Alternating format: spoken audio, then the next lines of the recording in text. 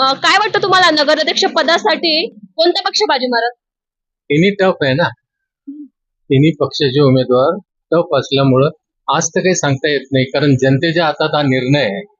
आमचे मत हे वैयक्तिक असू शकतं, जनतेचं मत नाहीये ना. जनता काय करेल याचा काही अंदाज नाही.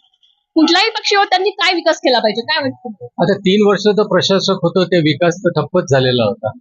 त्याच्यामुळे आता जे येतील निवडून हे काय निर्णय घेतील आणि यांचे विकासाचा अजेंडा काय राहील हे आम्हाला काही माहिती. तुमच्या अपेक्षा काय त्यांनी काय केलं पाहिजे? काय केलं पाहिजे म्हणजे आता जनतेच्या अपेक्षा, मतदाराच्या अपेक्षा हे वेगळ्या असतात. हे फार कॉमन आहे. नाल्याचं बांधकाम किंवा रस्ते किंवा पाण्याचा नियमित पुरवठा, परंतु हे सांगायला सुद्धा अर्ज करणं हे आमचं दुर्भाग्य.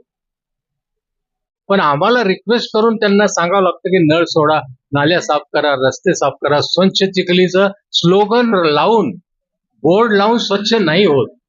आणि आमचे अंगण तर आम्हीच झाडतो ना. आमच्या घरच्या, आमच्या पत्नी, आमच्या मुली, आमच्या सुना हे सगळे कामं करतात. पण ह्या जबाबदाऱ्या झटकून निवडणूक लढवायची असेल तर कृपया जबाबदाऱ्या स्वीकारा आणि जनतेपर्यंत पोहोचवा. कारण आज निवडून गेल्यानंतर जनतेनं आम्हाला विनंती करावं अशी अपेक्षा आमची नाहीये.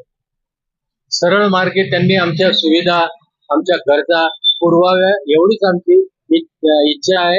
नगराध्यक्ष असो का नगर परिषद सदस्य असो, नगर परिषद सदस्याने अध्यक्षाकडे बोट दाखवणं किंवा अध्यक्षाने नगर परिषद सदस्याकडे बोट दाखवणं हे काही योग्य नाहीये. टीम वर्क असायला पाहिजे. पक्षाचा कुठलाही अजेंडा तिथे नसावं. तिथं एका मतानं, एका रूपानं काम करावं अशी आमची अपेक्षा आहे.